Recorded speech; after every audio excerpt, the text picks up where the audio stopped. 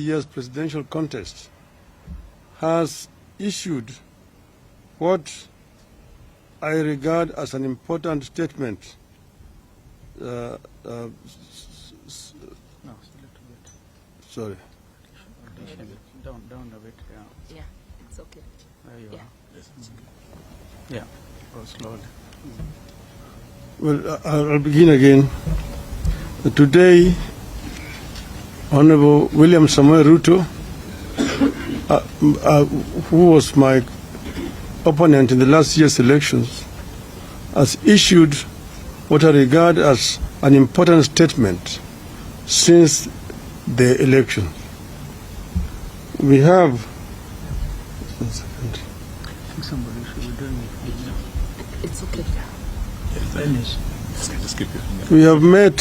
Tonight are very fast. Yes. We have met and listened to a diverse group of Kenyans, including religious leaders from all faiths, about the crisis facing our country today. They have implored us to give dialogue, especially during these holy periods of Easter and Ramadan. It is in this context that we make this counter-offer to Hon. Ruto's call for dialogue. Mr. Ruto has asked me and Azimio to enter into a constitutional, open-ended and binding dialogue with this government to find a resolution to the issues that we in Azimio have raised about the last year's election and the key governance and cost of living issues facing our country. As Kenyans know, we disputed the 2022 election results declared by the then IBC chairman, Wafula Chebukati, and a minority of 2 commissioners against the express decision of a majority of 4 commissioners to reject those results. To our consternation, the Supreme Court unfortunately agreed with the IBC. We refuse to accept the ruling of the Supreme Court as biased and lacking in proper jurisprudence. Since then, we have widely consulted with the people of Kenya throughout the width and breadth of this great country of this great country of ours. We have held rallies and more recently demonstrations in Nairobi and elsewhere. We believe that the people of this country understand the danger we face as a country. In our view, elections are sacred because they must represent the true voice of the people. We have raised the key issues that we face as a country, including the electoral injustice, the cost of living, the legitimacy of the IBC, the opening of the server for a forensic audit, the savage attacks on media and innocent civilians by the police, and the viability of our democracy, including buying off of members of parliament. We have said that members of parliament, once elected in political parties, must carry that mandate for the rest of the life of that parliament.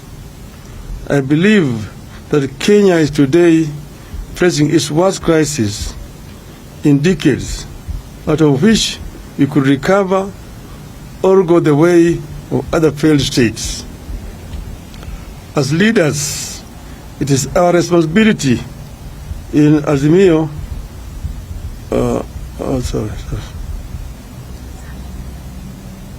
As leaders, it is our responsibility in Azimio la Umoja to save this country from the catastrophe.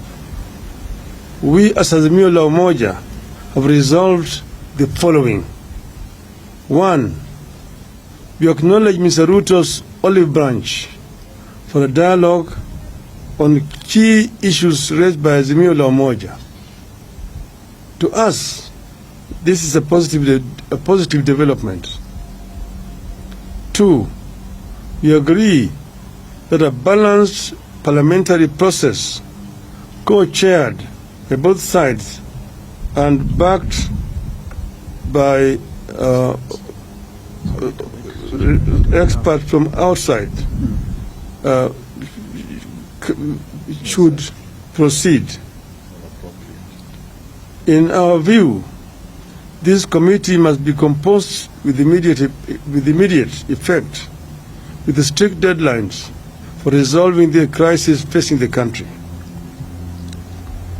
4, in accepting the call for the dialogue, we ask that all arrests and prosecutions related to our demonstrations be stopped with immediate effect. In view of the foregoing, we stand down our demonstrations for Monday, that is tomorrow, April 3rd, 2023. 6,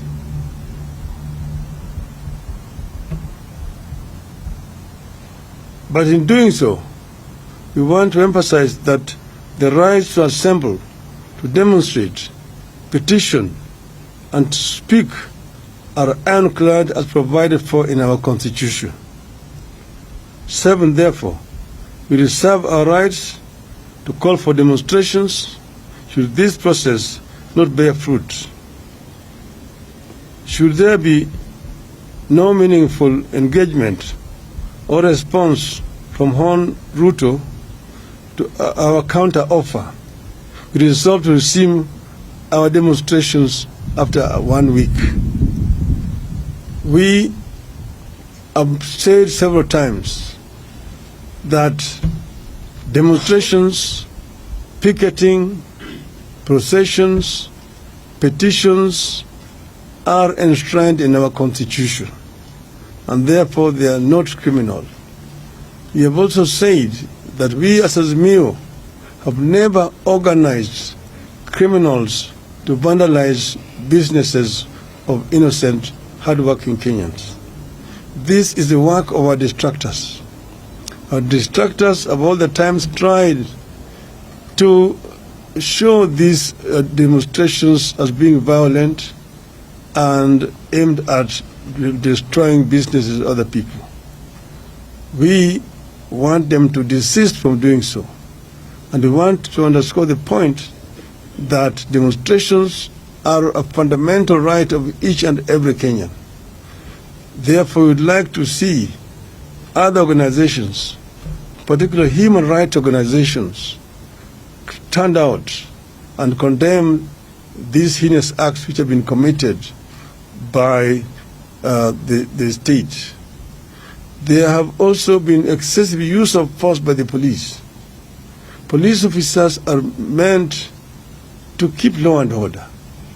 But if you find a situation where police officers are using live bullets against unarmed civilians, it is of course basically a reckless police force which wants to cause life which they are supposed to protect. We actually protest in the strongest terms possible about this violation of the fundamental rights of our people. We say that we are ready to embrace dialogue and that we will engage as long as Mr. Ruto and his team are ready to engage. We as Azimio are ready because we want a peaceful resolution to the differences that we are having in this country. We want to strengthen our democracy. We want our election to have meaning, that how Kenyans vote is actually what is eventually announced by the Electoral Commission. And we have also said that we do not want to see the 4 commissioners who had said no to be sacrificed. We want those commissioners to be reinstated so that we can be able to move in as a country in one and a united way. So we are ready as Azimio. I'm saying in conclusion We were ready to engage. We will engage without any kind of coercion in whatever way.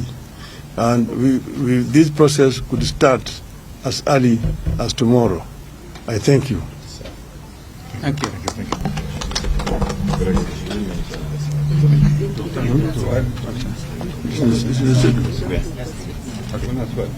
Yeah. There's a question?